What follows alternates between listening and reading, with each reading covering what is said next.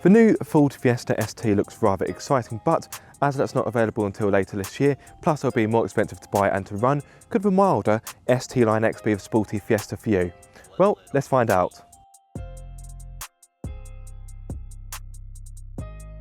Since the new Fiesta has been released, I've not been completely sold on the looks. Now, it's not an ugly car per se, but it's not quite as pretty as the new Seat Ibiza. However, this beefed up ST Line X definitely looks more agreeable. With it being a sportier model, you get a body that's swollen with aggression. You also get a new front grille, 17-inch alloys, a rear spoiler and a cheeky chrome exhaust pipe. The sporty theme continues inside, where you'll find sport seats trimmed with cloth and leather. You also get this dark roof lining, branded scuff plates, sports pedals, a flat bottom steering wheel trimmed with leather, which feels rather nice, and you also get this gear knob finished in leather with a metal strip, which looks nice, but on colder mornings it does make your hand wince. But on the whole, the ST Line X is a wonderful looking car inside and out. Plus, this particular model has got the ST Line X Red Pack, meaning that you get even more red details in here, and I have to say, it looks superb.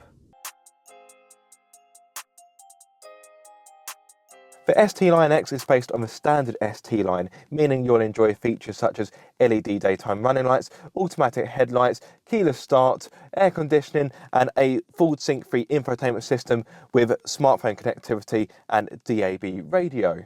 The ST Line X, which starts from £17,845, adds to this with rear privacy glass, automatic lights and wipers, auto high beam, cruise control, climate control, part leather seats and a bigger infotainment system, 8 inches to be precise. Space and comfort in the front of the ST Line X is absolutely fine. I've got plenty of headroom and getting a good driving position is very easy as the steering wheel adjusts for rake and reach. Plus the seat has also got a good level of adjustments. In regards to cubby holes, there's a fair amount of them as well. This rather large bottle fits just about in the door bins. So the door bins aren't massive, but with a bit of a squeeze, you can get them in. But smaller bottles will fit absolutely fine in the cup holders down here. We've also got a glove box, of course, which has a decent amount of storage. And you have the central armrest, which, it's got 5p in there. I'm 5p richer. Thank you, Ford. Thank you very much. Pop that down there, and that's quite deep as well. You've also got a USB port in there, and you have a USB port down here as well. Pop that back like so. But what is space like in the back? Thankfully, these large doors open up nice and wide. Let's slide my driver's seat forward and clamp it in, which isn't too difficult. Right, I'm in. Moment of truth. How much legroom have I got or haven't got? Let's bring that back. Oh dear. Now, I will be honest, this driver's seat has been altered for myself. I'm 6'2", so it's quite safe to say I'm a tall chap. But as you can see, my legroom is very limited to say the least. In fact, I think I'd be digging my knees into the driver right now. Headroom is acceptable, but for shorter passengers or indeed children, it won't be too much of an issue. And if I were sat behind a shorter driver, I would have more legroom and it would be more agreeable. But if you're looking for a hatchback with more room in the back, you might be better off looking at the Seat Ibiza.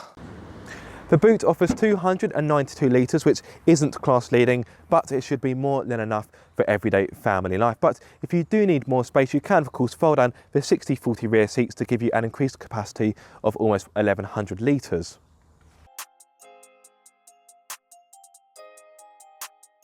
So in the ST Line X, you can either have a 1 litre EcoBoost petrol engine, which produces either 99 brake horsepower, 123 brake horsepower, or 138 brake horsepower. There's also a diesel option as well, so you can have a 1.5 litre diesel, which produces 118 brake horsepower. But in all honesty, a car like this, you have to go with the EcoBoost because it just matches the character of the car much more.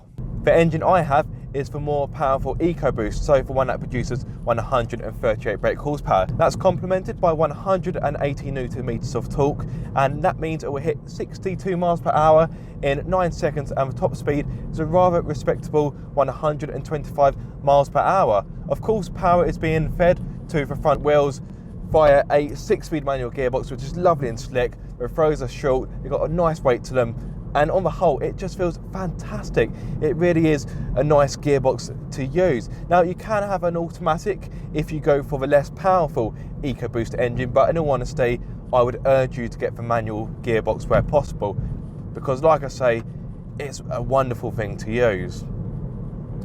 But what about the performance? Well, it's a very zesty engine, it's very lively, it's very nippy, and yes, it won't be as fast as the full fat ST, but in the real world, it's still good fun. And if I drop it down a few gears, it makes a good noise as well. It growls at you, and I rather like that. Yes, let's be honest, I'm pretty sure that noise is thanks to some electronic trickery, so I imagine there's probably a sound symposer somewhere in the dashboard, but you know what? I really don't care, because it is a delightful thing to hear, and it's very addictive. That does sound good. The car is riding on sport suspension, so of course the ride is firmer, but is it uncomfortable? No, in fact, it will take a really big pothole to really disturb the cabin. Yes, the ride is a bit more jiggly, but on the most part, day-to-day driving this car is absolutely fine. These sport seats are really nice and comfortable as well. They keep you in place rather well. The pedals have got a nice weight to them, although there's one minor complaint. The clutch and the brake pedal, they are quite high up, which is absolutely fine, but the throttle is quite low down. That means it's quite difficult to heel and tow, which for most buyers it probably won't be an issue, but for someone like myself who does like to do a bit of heel and tow, it is rather difficult. But like I say, that's a minor complaint. The steering wheel, on the other hand, is lovely. It feels really nice in the hand. It feels really nice to hold.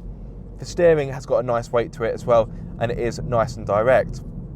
And in fact, this car is simply superb in the corners. Now, let's be honest, the standard Fiesta is a pretty capable car, but with sport suspension and a sportier setup, it's even better. And the front end of this car, it just grips and grips and grips. It sticks to the road like a leech sticks to your skin. It is simply sublime, and it really gives you loads of confidence to throw this car about. Now, the great thing about this car having less horsepower than the full fat ST, which will have just below 200 brake horsepower, is that it's more usable. You can really chuck the car about, and it just puts a massive grin on your face. I have to be honest, I'll be really sad to hand this car back to Ford, because I have really enjoyed it. Everything you communicate with just works really well. The pedals, the steering, the chassis, it's all set up superbly, and it really bodes well for the full fat ST when that comes later this year. But driving this car on this road, it's got so much grip. Oh, there goes a piece of my filming equipment. Oh, there it goes again. But you really have to push this car hard to get to any kind of understeer, and it gives you so much confidence. It really is a joyous little car. No wonder the number plate says fun, because it really is. But when you don't want to hoon about like a yobbo, the car is pretty comfortable. As I mentioned earlier, it does have sport suspension, so the ride is firmer, but when you're just pootling along like I am now, doing about 25 miles per hour, it's nice and comfortable. It's quite quiet as well, there's not a lot of wind noise to be had, but when you do go faster, you will notice an audible tyre roar from those 17-inch alloys, which isn't overly intrusive, but it's worth mentioning. There's definitely a lot to like about the new Fiesta ST Line X, but there are of course some negatives. The A-pillars are quite thick, which can hinder visibility somewhat. The brakes can be a bit too grabby in slow moving traffic. It's not the biggest car in class, plus as you will find out in a few moments, it's not as frugal as you might think it is.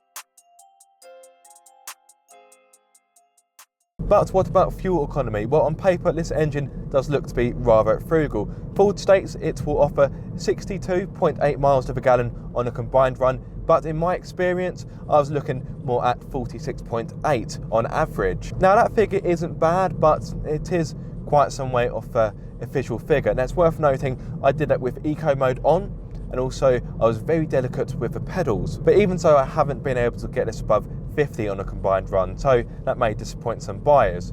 But if economy is really what you're after, then have a look at the 1.5 litre diesel, because that can offer 88.3 miles to the gallon on a combined run. But what about fuel economy? Well, on paper, this engine does look to be rather frugal. Ford states that it will do 62.8 miles to the gallon on a combined run. But what about CO2? Well, this engine emits 102 grams per kilometre, but for 1.5 litre diesel emits 89 grams per kilometre.